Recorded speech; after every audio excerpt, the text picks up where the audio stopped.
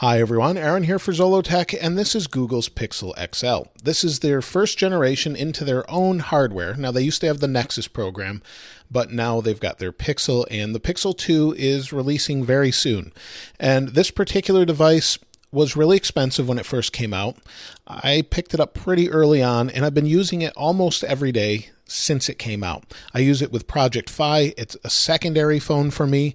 I also use an iPhone at the same time. If you've seen many of my videos, you would know that most of the time that I'm carrying an iPhone and probably some other Android phone as I'm testing different ones out.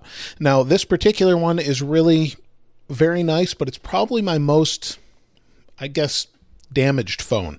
I very rarely drop phones, and when I do, I've never broken one until I got this device.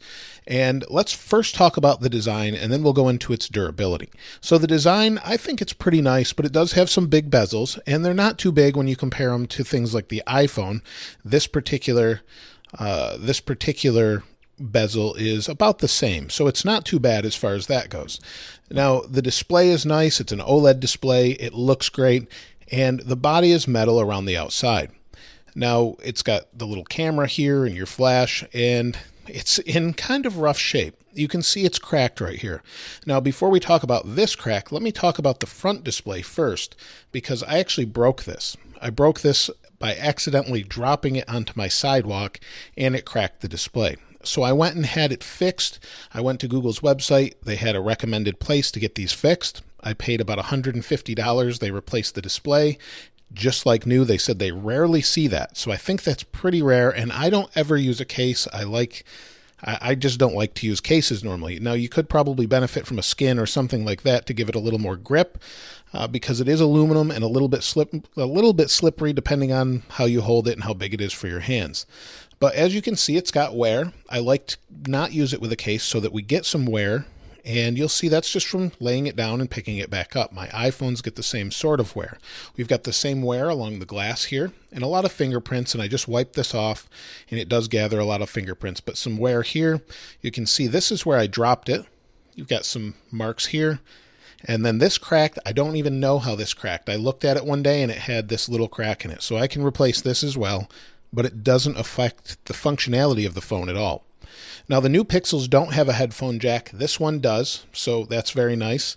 And then you've got your power, sleep, wake buttons, your USB-C, and your speakers.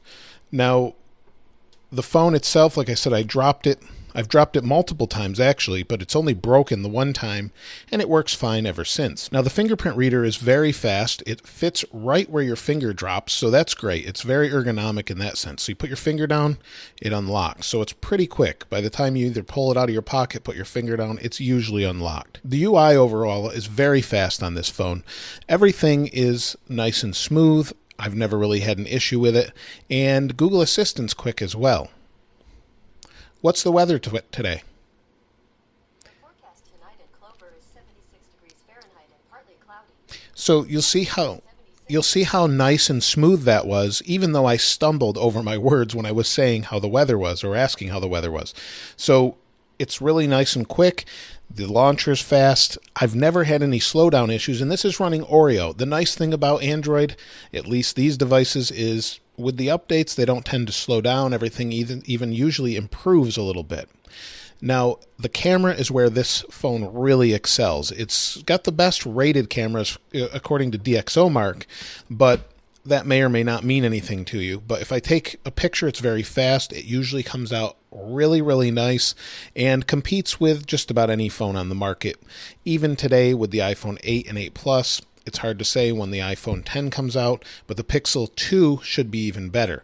So with those phones, this is a really amazing camera, a great video camera, and it just does an amazing job of the photos. This photo wasn't taken with it, at least I don't think it was. It's just one of those auto-refreshing backgrounds or the wallpapers that's built in, and it changes every day, so it may have been taken with this. I don't know, probably not, but the camera is a huge plus for this phone, and the phone is even cheaper now. So the price was really expensive up front. Now it's come down in price. You can still get one, but they were hard to get for quite some time. And if you're going to get one of these, you probably just want to wait for the Pixel 2 XL, unless you can get one of these pretty inexpensively. I think you'll be pretty happy. If we move on to the battery on this has been pretty good for me as well. So on standby, it lasts days. I can leave it over an entire weekend and it hardly loses any battery. You'll see we're at 73%. Last full charge was 1 day and 5 hours ago. It is really pretty amazing as far as that goes. I haven't used it a lot since this video, or since before this video, as I've been using other phones, but this one it lasts all day. I've had no issues with it. The one downside to this is it doesn't have wireless charging. Neither does the new Pixel phones either.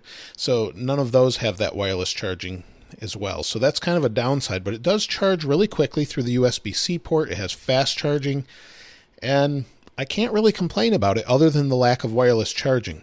Everything else is top-notch when it comes to Android. If you want to customize it, you can, and it's just stock Android, just the way I like it. I prefer stock Android, and everything's just super fast. The only thing it's lacking from the new one is obviously a new design, a newer display, upgraded cameras, and then the squeeze feature that's on the new one.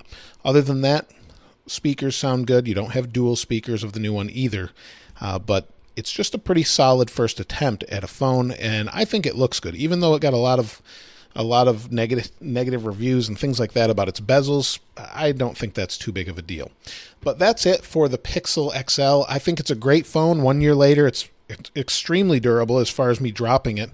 It's been dropped on concrete, and it still works just fine over and over, other than cracking the screen. Let me know your thoughts about it, though, in the comments below. If you haven't subscribed already, please subscribe and like.